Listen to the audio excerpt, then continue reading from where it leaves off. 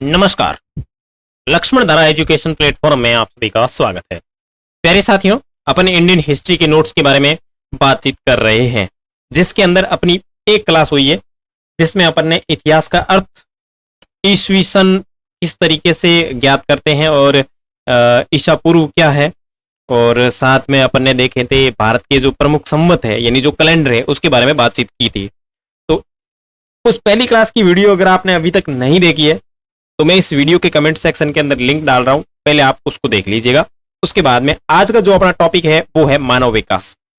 यह जो Indian history के नोट्स की सीरीज है वो आपके सभी प्रतियोगी परीक्षाओं के लिए उपयोगी है जिसमें इंडियन हिस्ट्री आती है।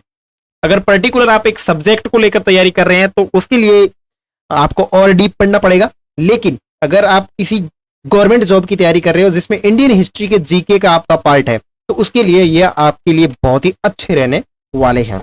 साथ में पीडीएफ की बात करूं तो आपको इसकी पीडीएफ जो है मेरे टेलीग्राम चैनल पे मिल जाएगी। टेलीग्राम का चैनल जो है वो नीचे कमेंट सेक्शन में आपको लिंक मिल जाएगा, वहां से आप इसको ज्वाइन कर सकते हो। तो आज का जो टॉपिक है वो है मानव विकास, यानी मनुष्य की उत्पत्ति कैसे हुई और किस तरीके से ये डेवलप हुआ और आज का जो मानव है वो बनकर के आपके सामने प्रस्तुत है वो किस तरीके से हुआ, तो वो देखेंगे। तो सबसे पहले एक आदमी है जिसका नाम है चार्ल्स रॉबर्ट डार्विन। इनकी एक प्रसिद्ध पुस्तक है जिसका नाम है द ओरिजिन ऑफ स्पीसीज, यानी प्रजाति की उत्पत्ति। इस पुस्तक के अंदर मनुष्य की उत्पत्ति और नई प्रजातियों के उद्भव के संबंध में अपने को सर्वप्रथम जानकारी मिलती है। यानी इस दुनिया में ऐसी एक किताब है, यानी एक आदमी है जिसने एक किताब लिखी, उसका नाम है द ओरिजिन ऑफ स्पीसीज, यानी प्रजाति की उत्पत्ति। ये पुस्तक लिखी थी चार्ल्स रॉबर्ट डार्विन ने, और इस डार्विन ने अपनी पुस्तक के अंदर जो मनुष्य की उत्पत्ति है और नई जो प्रजातियां हैं उसके उद्भव के बारे में जानकारी दी थी। और ये जो पुस्तक है ये सबसे पहले 24 नवंबर 1859 में प्रकाशित हुई थी। समझ में आ रहा है? ये जो पुस्तक है ये सर्वप्रथम 24 नवंबर 1859 के अंदर प्रकाशित हुई। ठीक है, यहां तक अपने को बात समझ में आ गई कि ये सबसे पहले पुस्तक आपके 1859 में प्रकाशित होती है। जैसे कि साइड में आपको ये डार्विन साहब दिख रहे होंगे और ये प्रजाति की उत्पत्ति को लेकर के ये बात कर रहे हैं। ठीक है, प्रजातियों की उत्पत्ति की ये इस पुस्तक के अंदर ये बात करते हैं। आगे है कि डार्विन के मानव विकास से संबंधित विचारों को थॉमस हेनरी हक्सली ने ये जो क्या कहते हैं इसको, evidence as to man place in the nature, यानी प्रकृति में मनुष्य के स्थान के साक्ष्य नामक पुस्तक से आगे बढ़ाया। अब ये जो चार्ल्स डार्विन ने जो पुस्तक लिखी थी, इस पुस्तक में तो मनुष्य की या फिर नई प्रजातियों के उद्भव की जानकारी तो दे दी गई थी, लेकिन इसको आगे बढ़ाने का जो काम किया था वो किया था थॉमस हेनरी ने। इनने एक पुस्तक लिखी थी इसका नाम है प्रकृति में मनुष्य के स्थान के साक्ष्य। ठीक है ना, evidence as to man's place in nature नामक पुस्तक से आगे बढ़ाया। इस प्रकार मानव की उत्पत्ति से जुड़े सिद्धांतों में काफी क्रांतिकारी बदलाव आया और पृथ्वी पर मानव के विकास का जो प्रारंभ जो शुरू होता है वो तृतीयक युग के प्लायोसीन काल से शुरू होता है। ये बात अपने लिए बहुत बहुत इंपॉर्टेंट है, यानी मानव की जो उत्पत्ति है पृथ्वी के ऊपर एक तृतीय युग है, उस तृतीय युग के अंदर एक एरा यानी काल आता है जिसका नाम है प्लायोसीन काल, यानी तीसरा युग। तीसरे युग के अंदर एक काल आता है जिसका नाम है प्लायोसिन। प्लायोसिन एरा या प्लायोसिन काल। इस प्लायोसिन काल में क्या होती है, मानव का विकास होता है, यानी मानव विकसित होना शुरू होता है, यानी मानव विकास की उत्पत्ति होती है, यानी यहां से मानव विकास प्रारंभ होगा। अब आपके दिमाग में सवाल आ रहा होगा कि ये तृतीय युग क्या है, प्लायोसिन काल क्या है, तो इसको भी थोड़ा बहुत अपन देख लेते हैं। हालांकि ये भूगोल विषय का टॉपिक है ये प्लायोसिन काल वगैरह, लेकिन अपने इतिहास में मानव के भाई विकास की प्रकृति देखते हैं तो कहां से शुरू हुआ, तो थोड़ा सा अपने को भूगोल जो है इसमें शामिल करना पड़ेगा। तो यहां इतनी जो जानकारी देखी वो आपको समझ में आ गई होगी। अब मैं आगे देखता हूं कि भूगोल शास्त्रियों के द्वारा पृथ्वी के इतिहास को 4 भागों में विभाजित किया, जिसमें प्राथमिक, द्वितीयक, तृतीयक और चौथा जो है उसका नाम दिया गया क्वाटरनरी। तो प्राथमिक है उसको बोलते हैं पेलियोजोइक, द्वितीयक है उसको बोलते हैं मेसोजोइक, तीसरा जो है उसको बोल देते हैं सेनोजोइक। ठीक है, और क्वाटरनरी इसको बोलते हैं सेनोजोइक, यानी इन दोनों को सम्मानी बोला जाता है। तो ये जो है आपका तृतीय काल है, इस तृतीय काल के अंदर भी और बहुत सारे काल बने हुए, कालखंड बने हुए, ठीक है ना, उपकालखंड बने।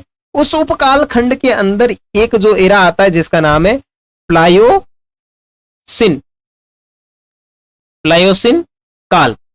तृतीयक जो आपका युग है, इस तृतीयक युग में प्लायोसिन काल आता है। उस प्लायोसिन काल के अंदर मनुष्य के विकास के अपने को सर्वप्रथम आंकड़े तथ्य मिलते हैं, ठीक है। और जो सेनोजोइक एरा है, इस सेनोजोइक एरा का मतलब है स्तनधारियों का युग, यानी ये जो तीसरा जो है इसको सेनोजोइक एरा भी कहते हैं या सेनोजोइक काल भी कहते हैं। और इसमें यह कहा जाता है कि ये स्तनधारियों का युग है, यानी सेनोजोइक शब्द है, इसका मतलब होता है स्तनधारी। स्तनधारी का मतलब ऐसे बच्चे, ऐसे जानवर या ऐसे जीव जो अपने बच्चों को स्तनपान करवाते हो, यानी इसको स्तनधारियों का युग भी कहा जाता। तो आपको ये चीज आपको समझ में आ गई होगी कि मनुष्य की जो उत्पत्ति है जो इस पृथ्वी पर तृतीय युग के प्लायोसिन काल से मानी जाती है। बस आपको ये ध्यान रखना है।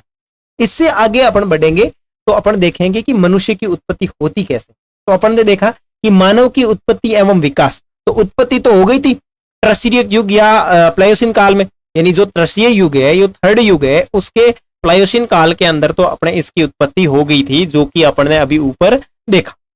उसके बाद में विकास यानी डेवलपमेंट, उत्पत्ति तो हो गई, अब डेवलपमेंट कैसे हुआ? तो डेवलपमेंट का मतलब है प्राइमेट, प्राइमेट का मतलब है स्तनधारियों का समूह। और स्तनधारियों के समूह के अंदर वानर थे, लंगूर थे, गोरिल्ला थे, चंपांजी थे, या फिर ये औरंगटन थे। ये सारे के सारे जानवर इसमें शामिल थे। लेकिन अपनी जो प्रजाति निकली इंसानों वाली, तो वो आपके निकलती है वानर से। इसमें लंगूर भी तो स्तनधारी प्राणियों में आते हैं, गोरिल्ला भी आते हैं, चिंपांजी भी आते हैं, औरंगटन भी आते हैं। ये सारे के सारे स्तनधारी प्राणियों के अंतर्गत आते हैं। लेकिन वानर जो है, उस वानर से मानव विकास की उत्पत्ति होती है, यानी मानव जो है वो वानर से निर्मित होता है। अब ये आता है प्राइमेट। प्राइमेट का मतलब होता है कि 360 से 240 लाख वर्ष पहले एशिया और अफ्रीका में प्राइमेट यानी नर वानर की प्रजाति उत्पन्न होती है। और प्राइमेट का मतलब होता है स्तनधारी प्राणियों का समूह, जैसे कि आपको ये दिख रहा है। ये जितने भी वानर, लंगूर, गोरिल्ला, चिंपांजी है ना, ये सारे के सारे ये इस चित्र के अंदर आपको देखने को मिल जाएंगे, ठीक है। तो ये जो प्राइमेटों का एक समूह था, और ये सबसे पहले जो समूह है वो आपको एशिया अफ्रीका महाद्वीप में देखने को मिलता है। इसे छछूंदर भी कहा जाता है। और ये मानव का प्रारंभिक रूप है, और मानव की जन्मभूमि जो है वो अफ्रीका महाद्वीप को माना जाता है। तो ये बात आपको इसमें विशेष रूप से ध्यान रखनी है, यानी मानव की जो जन्मभूमि है वो आपका अफ्रीका महाद्वीप है। अब प्राइमेट के बाद में आपकी एक श्रेणी और आती है, जैसे अपन कहते हैं, क्या कहते हैं? होमिनाइड। क्या कहते हैं? होमिनाइड कहते हैं। होमिनाइड लगभग 240 लाख वर्ष पहले होमिनाइड श्रेणी से उत्पन्न हुआ एक उपसमूह है, यानी प्राइमेट श्रेणी से ही उत्पन्न हुआ एक उपसमूह है। और इस उपसमूह के अंदर वानर शामिल थे। तो ये जो होमिनाइड है ये प्राइमेट का ही एक समूह है, ठीक है ना। इसके अंदर जो उपसमूह है, ठीक है ना, यहाँ पे लिखा हुआ है ये उपसमूह है, और इसमें अधिकतर वानर शामिल थे। तो जैसे कि आपको ये इसमें चित्र में दिख रहा है, अधिकतर जो है इसमें वानर शामिल थे। उसके बाद में आता है होमिनिड, यानी 56 लाख वर्ष पहले होमिनिड प्राणियों के अस्तित्व के साक्ष्य अपने को मिलते हैं, ठीक है ना। 56 लाख वर्ष पहले होमिनिड प्राणियों के अस्तित्व के साक्ष्य अपने को सर्वप्रथम इसमें देखने को मिलते हैं। कहां पे मिलते हैं?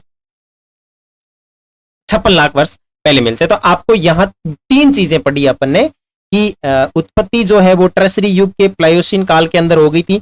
विकास की बात करें तो वानर, ये जो प्राइमेट श्रेणी है, प्राइमेट का मतलब है स्तनधारियों के समूह, इसमें बहुत सारे स्तनधारियों के समूह जंगल में उत्पन्न हुए, जिसमें वानर है, लंगूर है, गोरिल्ला है, चिंपांजी है, ये सारे के सारे हुए। लेकिन मनुष्य की जो उत्पत्ति होती है वो आपके होती है वानर से। किससे होती है? वानर से।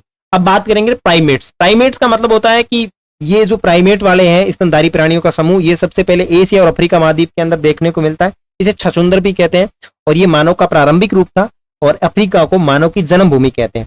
अब प्राइमेट से ही एक उपसमूह निकलता है जिसे कहते हैं होमिनाइड, ठीक है, होमिनाइड कहते हैं। और उसके बाद में एक और नया आता है जिसे होमिनिड कहते हैं। अब इन दोनों के अंदर डिफरेंट देख लेते हैं, होमिनाइड और होमिनिड। देखो, होमिनाइड उद्भव 240 लाख वर्ष पहले प्राइमेट से हुआ है, और इसकी बात करें तो 56 लाख वर्ष पहले हुआ था, और इसकी जो उत्पत्ति होती है होमिनाइड से होती है, और उत्पत्ति आपके अफ्रीका में होती है। इसमें वानर शामिल है जिसका मस्तिष्क होमिनाइड से छोटा होता है, और इसमें मस्तिष्क का जो आकार है वो बड़ा होता है। ये 4 पैरों पे चलते हैं, ये 2 पैरों पे चलते हैं, और अपने हाथों से औजार बनाने का काम करते हैं।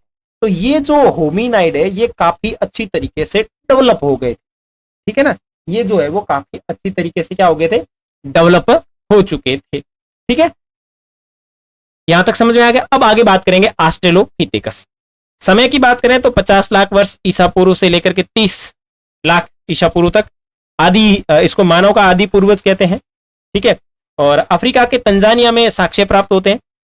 ऑस्ट्रेलोपिथेकस को ही सबसे पहला मतलब सबसे प्राचीन व पहला होमिनिड मानव कहा जाता है, माना जाता है। ऑस्ट्रेलोपिथेकस को ही मनुष्य के विकास के क्रम की मुख्य कड़ी माना जाता है और ऑस्ट्रेलोपिथेकस हमारा निकटतम आदि पूर्वज है और ऑस्ट्रेलोपिथेकस से ही मानव विकास में निरंतरता पाई गई है। और इस प्रजाति की जीवाश्म की खोज सर्वप्रथम रेमंड डॉट ने 1924 में दक्षिण अफ्रीका के ट्रांसवाल प्रांत में टोंग नामक स्थान पर चूने के खदान में ऑस्ट्रेलोपिथेकस की खोपड़ी को प्राप्त किया था। और होमिनिड से ही ऑस्ट्रेलोपिथेकस के बाद होमो प्रजाति का जो है वो विकास प्रारंभ होता है। और 1974 में इथोपिया से लूसी मादा का कंकाल तंत्र की खोज होती है, इसे मानव मादा भी कहा जाता है। और भारत के अंदर शिवालिक पहाड़ियों से मानव के प्रथम अवशेष प्राप्त हुए थे और जिसे रामापिथेकस कहा जाता है। तो एक एक चीज बढ़िया अच्छे से वापस इसको मैं आपको समझा देता हूं।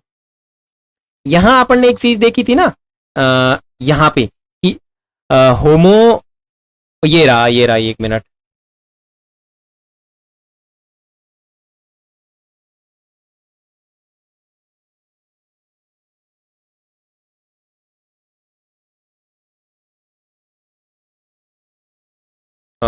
मानव जन्मभूमि अफ्रीका,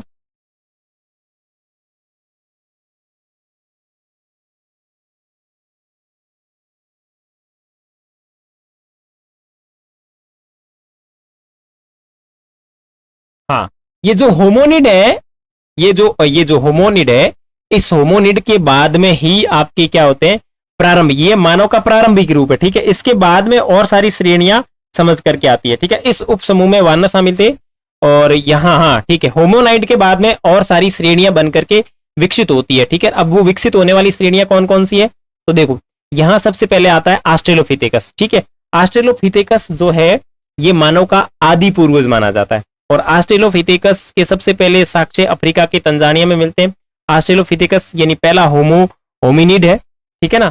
और ऑस्ट्रेलोपिथेकस को ही मनुष्य के विकास क्रम की मुख्य कड़ी माना जाता है, यानी इसके बाद में और कई सारी मुख्य कड़ियां आती है, ठीक है। यह आदि पूर्वज है, इसके बाद में काफी निरंतर पीढ़ियों का विकास हुआ है। और नीचे दिया हुआ है कि रेमंड डॉट के द्वारा 1924 के अंदर एक खोपड़ी देखी गई, ये आपकी रेमंड डॉट के द्वारा 1924 में खोजी गई खोपड़ी, देख लो अपने पूर्वजों की ये खोपड़ी, अपने पापा जी जो थे इनकी खोपड़ी है ये, ठीक है ना। ये खोपड़ी इस तरीके से खोजी गई थी, ऑस्ट्रेलोपिथेकस की ये खोपड़ी है और रेमंड डॉट के द्वारा खोजी गई थी दक्षिण अफ्रीका के अंदर, ट्रांसवाल प्रांत है वहां से। उसके बाद में होमोनिड से ही ऑस्ट्रेलोपिथेकस के बाद में होमो प्रजातियों का विकास होता है और 1974 के अंदर इथोपिया से लूसी मादा का कंकाल तंत्र प्राप्त होता है। ये जो आपको कंकाल तंत्र प्राप्त दिख रहा है ये लूसी मादा है, लूसी मादा का कंकाल तंत्र है और इसी का मादा को आपकी मानव मादा भी कहा था। ये जो कंकाल तंत्र प्राप्त हुआ है इसे मानव मादा कहा जाता है, यानी अपन सभी मानवों की मम्मी यही है, यानी माता जी यही है। तो लूसी मादा के जो कंकाल तंत्र है वो कहां से प्राप्त होते हैं, तो इथोपिया से प्राप्त होते हैं 1974 के अंदर, 1974 इथोपिया, ठीक है ना, इथोपिया से प्राप्त होते हैं। और यहां आपको नीचे ये चित्र दिख रहा होगा जिसमें स्तनधारी मादा भी है और नर भी है, तो ये अपने पूर्वज हैं। तो इस तरीके से आप देख सकते हैं कि किस हिसाब से मतलब ये अपने पूरी ये प्रजातियां डेवलप हुई है, ठीक है। तो उसके बाद में है कि ये लूसी मादा वाला हो गया जिसे मानव मादा भी कहा जाता है और भारत में भी इसके संदर्भ में कुछ साक्ष्य मिले हैं शिवालिक पहाड़ियों से, और शिवालिक पहाड़ियों से जो अवशेष मिले जिसे अपन रामापिथेकस कहते हैं। अब होमो प्रजातियों में विकास की बात करें तो सबसे पहले बात करेंगे होमो हेबिल। किसकी बात करेंगे, होमो हेबिल। इसकी जीवाश्म पूर्वी अफ्रीका में तंजानिया के ओलवुड गोर्ज और इथोपिया के ओमो प्रांत से मिले और ये औजार बनाने के काम करते थे। प्रथम कारीगर मानव भी कहा जाता है और पहली बार इन्होंने हाथ का प्रयोग किया था, कौन से, होमो हेबिल्स। जैसे कि ये आपको चित्र में दिख रहा है कि ये हाथ का उपयोग कर रहे हैं, ये यहाँ पे औजार बना रहे हैं, तो ये औजार बनाने वाले थे, प्रथम कारीगर मानव भी कहा जाता है और पहली बार इन्होंने हाथ का प्रयोग किया था, जो होमो हेबिल्स श्रेणी के मानव थे।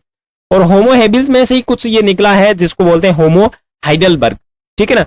ये यूरोप से प्राप्त हुए और जर्मनी के हाइडलबर्ग से इनके जीवाश्म अपने को प्राप्त होते हैं, इसलिए इसको ये नाम दे दिया। तो ये विशेष रूप से होमो हैबिल्स के श्रेणी में आते हैं। उसके बाद में आता है होमो इरेक्टस।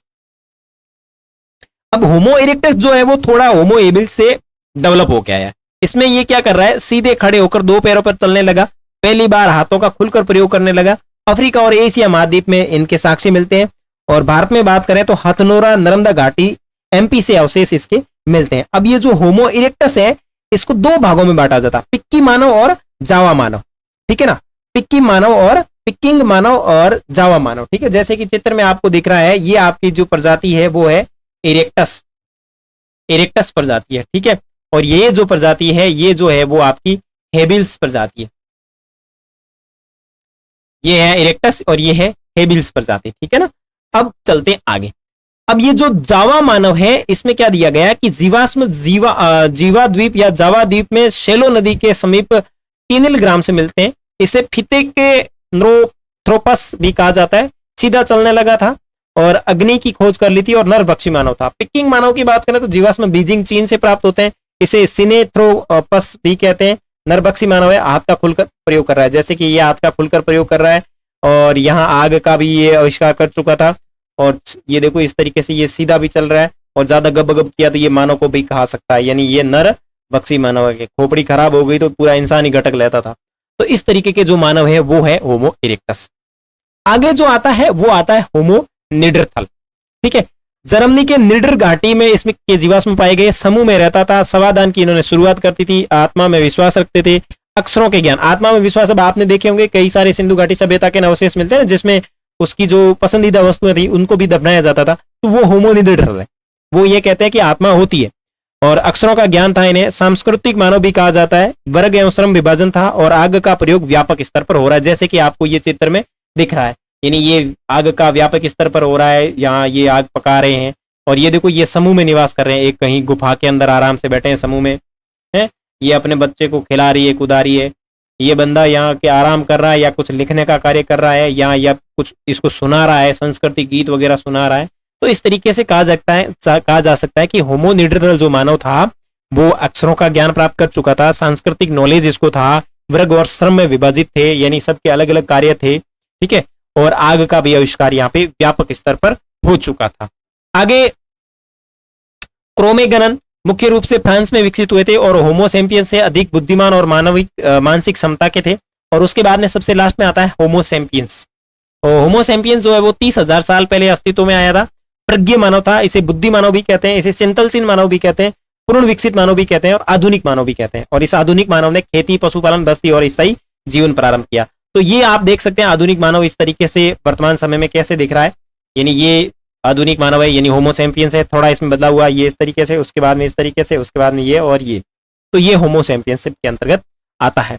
तो इस तरीके से अपन ने पूरी की पूरी चीजें देख ली। एक बार में पुनः अपन रिवाइज कर लेते हैं ताकि चीजें बढ़िया अच्छी तरीके से क्लियर हो जाए। आज का अपना टॉपिक जो था वो था मानव विकास। मानव विकास के संदर्भ में सबसे पहले साक्ष्य जो दिया वो दिया था आपके चार्ल्स रॉबर्ट डार्विन ने। इन्होंने एक किताब लिखी थी द ओरिजिन ऑफ स्पीसीज, यानी प्रजाति की उत्पत्ति, और इसके अंदर इन्होंने उत्पत्ति और नई प्रजातियों के उद्भव के बारे में जानकारी दी थी। 24 नवंबर 1859 में इसको प्रकाशित किया गया।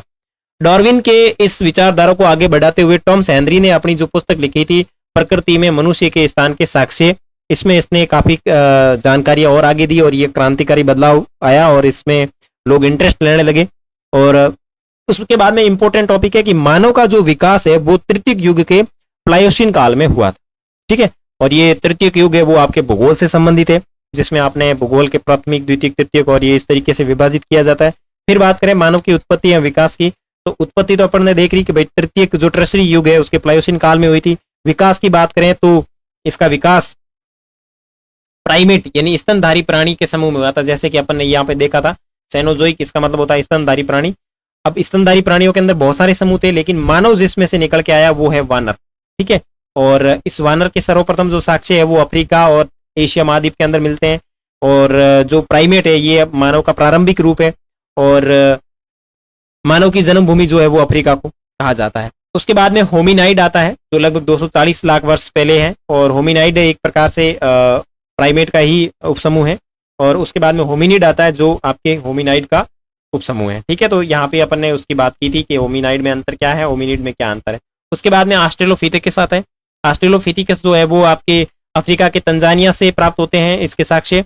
आदि पूर्वज है, यानी ये अपने काफी नजदीक पूर्वज माने जाते हैं। और ये पहला होमिनाइड मानव भी माना जाता है, होमिनिड, ठीक है ना। और इस प्रजाति के सर्वप्रथम साक्ष्य रेमंड डॉट ने खोजे थे और 1924 के अंदर, जो कि अपन ऊपर चित्र के अंदर देख लिए थे। और लूसी मादा का भी इसमें खोज होती है 1974 के अंदर, इथोपिया से, जो मानव मादा मानी जाती है। शिवालिक की पहाड़ियों से रामाफिथिकस के अवशेष मिलते हैं। उसके बाद में होमो हेबिल्स देखा था अपन ने, ठीक है ना। और ये आग और इस तरीके से औजार बनाने के काम करते थे। फिर अपन ने होमो इरेक्टस के बारे में जानकारी देखी थी। और उसके बाद में होमो इरेक्टस को 2 भागों में बांटा गया था, जावा मानव और पिक्की मानव, ठीक है। तो ये चीन से मिले थे और ये आपके जावा से मिले थे। उसके बाद में होमो निडरथल, जो एक प्रकार से विस्तृत रूप से आग का प्रयोग करते थे, यानी व्यापक स्तर पर, और अक्षरों का ज्ञान था। तो ये भी आपको विशेष रूप से ध्यान रखना है। और उसके बाद में सबसे लास्ट में देखा था होमो सैम्पियंस, जो कि आधुनिक, जो वर्तमान समय का जो मानव है, वो आपके होमो सैम्पियंस से निर्मित है, ठीक है। और उसके बाद में आगे देखें तो इसको अपन थोड़ा इस तरीके से और देख सकते हैं कि ये सबसे पहले ऑस्ट्रेलोपिथेकस है, ये होमो एबिल्स है, ये होमो इरेक्टस है, ये होमो निडरथल है, और ये होमो सैम्पियंस है, ठीक है। नहीं, वर्तमान समय का जो ये मानव है, वर्तमान मानव, ठीक है।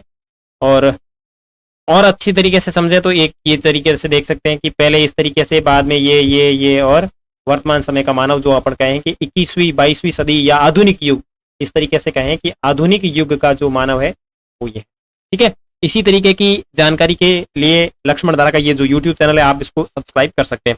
और इसकी जो पीडीएफ है, पीडीएफ में अभी जस्ट जो है क्लास पूरी होते ही, अपलोड होते ही कर दूंगा, टेलीग्राम के ऊपर डाल दूंगा, अपलोड कर दूंगा। तो आप नीचे कमेंट सेक्शन के अंदर लिंक दिया हुआ है, या फिर आप टेलीग्राम में जाके अगर लक्ष्मण धारा लिखोगे तो भी आपको यूट्यूब चैनल का लिंक मिल जाएगा। यूट्यूब चैनल आपके सामने ओपन हो जाएगा, आप वहां पे क्लिक करके ज्वाइन कर सकते हैं।